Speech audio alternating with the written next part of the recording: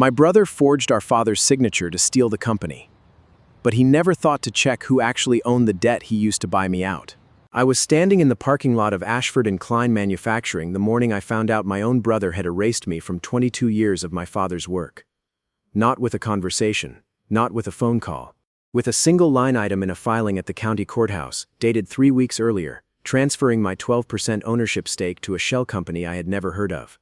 I remember the exact temperature that morning, cold enough that my coffee was still steaming when I read the document twice, then a third time, waiting for the words to rearrange themselves into something that made sense. They never did. My name is Nathaniel Ashford. My father, Walter Ashford, built Ashford & Klein from a 2-truck delivery outfit in 1979 into a regional manufacturing company worth just under $40 million. I had worked there since I was 23, first on the floor, then in operations, then running the entire logistics division by the time I turned 34. My brother Preston came back into the business 4 years before all of this started, after 2 failed restaurants and a divorce that had drained most of what our mother left him. My father gave him a corner office and a title before he'd earned either.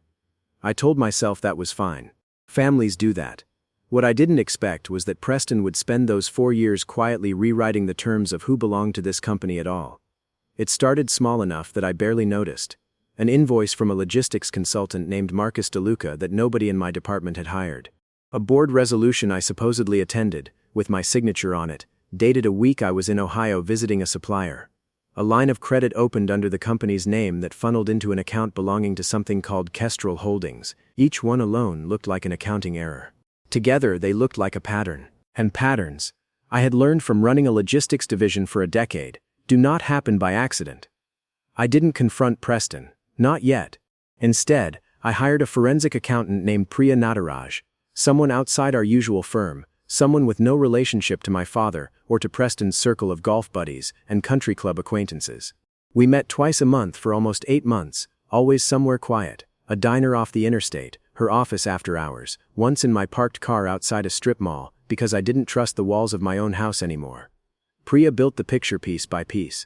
Kestrel Holdings, it turned out, was owned by our cousin Deborah Ashcroft, a woman Preston had reconnected with 2 years earlier, and who had no operational role in the business whatsoever. Between them, they had moved almost $1.1 million out of Ashford & Klein through inflated consulting contracts and a supplier relationship that didn't exist. And then, 6 weeks before I found that courthouse filing, Preston had used a forged signature, my father's, weakened by early-stage Parkinson's and a trust in his son that had never once been tested, to transfer my ownership stake into an escrow account that Kestrel Holdings controlled. I want to be honest about something. I did not want to burn the whole thing down the moment I understood what he had done. I wanted to. God, I wanted to. But my father was 71 years old, his hands shook when he held a pen, and I knew that the moment I said the word forgery out loud to him, there would be no walking it back. So I waited. I let Preston believe he had won. I attended a dinner at his house 2 weeks later, and complimented Deborah's coat. I let him believe the 12% was gone quietly, the way he'd planned it. Patience, I had learned by then, is not the same thing as weakness. It is simply refusing to hand your enemy the satisfaction of watching you react. What Preston did not know, what neither of them knew, was that I had spent those same 8 months quietly acquiring the debt. Ashford & Klein had taken out a $500,000 operational loan 2 years earlier, one Preston had personally guaranteed to make himself look indispensable to the board. That loan had been sold, as these things sometimes are, to a private lending group. I bought it. Under an LLC of my own, one with a name boring enough that nobody would think twice, Harbor Point Capital. It cost me almost everything I had saved, plus a second mortgage I didn't tell my wife about until the night before I acted. But it meant that when Preston used forged authority to strip me of my stake, he had, without realizing it, handed control of his own financial obligations to the one person he'd just tried to erase. The reveal happened on a Tuesday, in my father's study, the same room where I'd learned to read a balance sheet at 19 years old. I laid out everything for him, the forged signature, the shell company, the 11 months of falsified invoices, and finally, the loan. My father sat very still for a long time. Then he asked me one question. "Does he know you own the debt?" I told him no. My father, for the first time in the entire ordeal, smiled. "Then let's call a meeting," he said. Preston arrived at that meeting expecting a routine quarterly review. What he got instead was a room with my father, our family's attorney, Priya's full forensic report, and me sitting at the head of the table where he usually sat. I watched the color leave his face as the numbers were read aloud. $1.1 million, 11 months, one forged signature.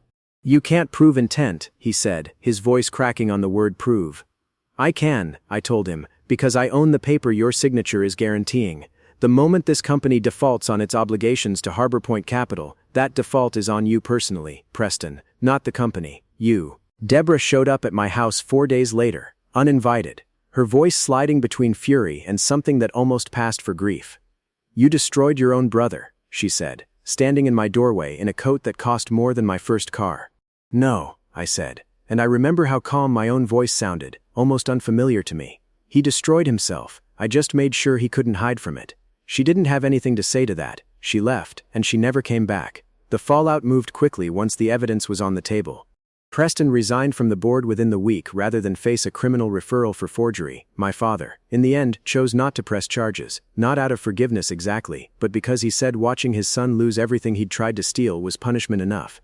Kestrel Holdings dissolved within 2 months. Deborah relocated to Arizona and stopped answering family calls altogether. 2 employees who had helped falsify the consulting invoices, believing Preston's promises of promotion, were let go, though I made sure they weren't prosecuted either. They had been used, not architects of it. There was one moment, near the end, that surprised me. Preston called me, late on a Sunday, and for once his voice didn't have that practiced charm in it. "I used to watch you with Dad in the shop when we were kids," he said. "I think I've been trying to be you my whole life, and hating myself for not managing it." I didn't forgive him that night.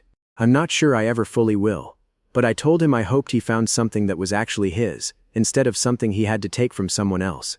In the weeks after, I brought in a new controller to rebuild what Priya's audit had exposed, and within a quarter the numbers were cleaner than they'd been in years. My wife Claire, who had watched me disappear into diners and parking lot phone calls for 8 months without ever once asking me to explain myself, was the first person I told when the loan finally cleared and Harbor Point Capital dissolved on its own terms.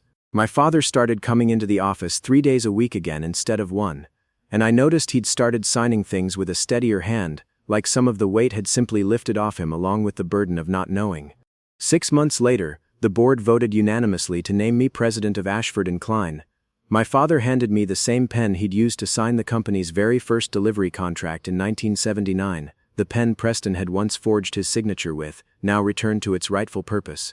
I stood in that same parking lot where I'd read the courthouse filing all those months earlier, except this time the cold didn't feel like loss. It felt like the beginning of something that had always, quietly belonged to me.